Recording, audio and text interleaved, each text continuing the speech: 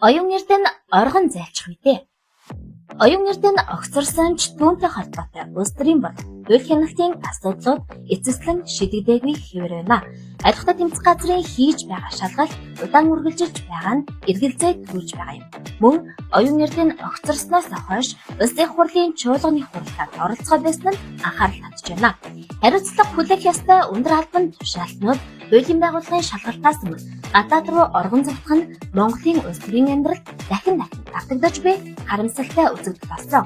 Яг энэ жишээ нь ерөнхий сайд басан сайхан хэлгээ. Энэхүү түүх дахин давтагдах эрсдэлтэй байна.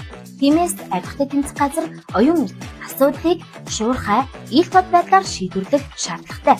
Шалгалтыг удаашруулах нь тухайн этгээдэд хэрэгээс зогсох боломж олгож болзошгүй. Хэрэв нөхцөл байдал энэ хэвээр үргэлжилбэл оюун эрдэнэ гадаад руу оргон зайлхих хардлага бодит эрсдэл болж хувирахыг эсгэх аргагүй.